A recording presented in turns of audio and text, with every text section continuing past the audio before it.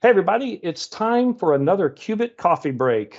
My coffee choice of the day is a peach matcha latte with a double shot of Costa Rican espresso topped off with a little honey in there. I know it's a weird combination, but hey, I love matcha. So, hey Gary, what's your coffee of the day? Good morning, Dan. Well, as you know, as an Englishman, any self-respecting Englishman is normally a tea drinker, which I am. But Right. this morning I have an espresso with my St. Patrick's Day green Nespresso cup. I've got a little pod here if anyone likes these things. This is kind of, I guess, it's Level. kind of the Starbucks of the espresso world, but it's convenient and I like them, and it's a good shot of caffeine in the morning for me. So that's what I'm having today, Dan. That's Hey, right. Yeah. I'm excited to have Gary Quirke, the QueBIT CEO, with us today. Gary's been leading QueBIT and our journey into cross-functional planning and analysis, xP&A, for the past 20 plus years. If you're not familiar with the acronym xP&A, please go back to the first coffee break that we recorded, and we talk about xP&A, what it is, definition, that sort of thing. So go back and take a look at that. But today, Gary's going to take us through an example of why composable solutions for xP&A make sense. So Gary, take it away. Sure. Well, the background to this is I've been having a ton of conversations with CFOs and other leaders in the finance organization, and there's kind of a common story. Everyone's bought a first or second generation planning solution. Could be from IBM, could be from SAP, could be Oracle, could be Anaplan, could be Workday, any number of different solutions. And started off well and it's been implemented well, but the challenge is that half the users are still using Excel or Google Sheets, and they're doing a bunch of their modeling. And normally the first stage of the conversation, there's sort of a denial. Well, Gartner advised me of this solution. I picked the best solution for me. Everyone will come to it in time. It's just a matter of people sort of getting used to the idea. And then, of course, nothing changes. And that sort of denial turns into anger, especially when they find out that the reason why the users aren't using the system is because the requirements have changed. And that sort of, multi-million-dollar project, perhaps, that they spend implementing in the first place, now needs another multi-million-dollar investment to actually get the new requirements. And this obviously generates quite a lot of anger. That anger leads to an aggressive approach, typically, where they say, okay, everyone has to use the system or you're fired. And of course, the reaction to that is that half the team leaves the company, and then the administrator's gone, and then the poor old CFO is now depressed. Is it me? Is it my leadership? Did I pick the wrong solution?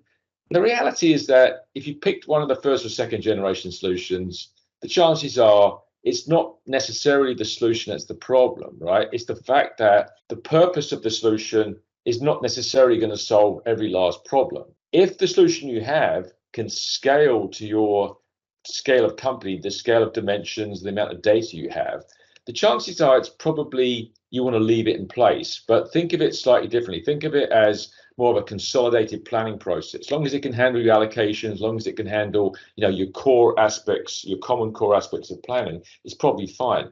So the issue is, how do you address this kind of modeling requirement as the business is rapidly changing?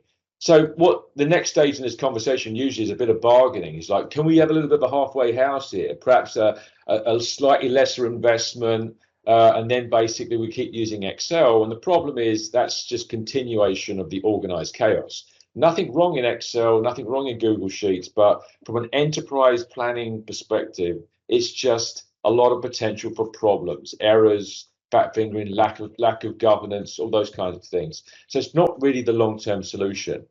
And that's where the conversation evolves into this notion of third generation solutions, right? And composable. The idea that you don't have to have just one solution to solve every problem. It's okay to have multiple solutions as long as they're well integrated together into an overall process. These third generation solutions, the viewers here can look up the term and find some of the solutions out there.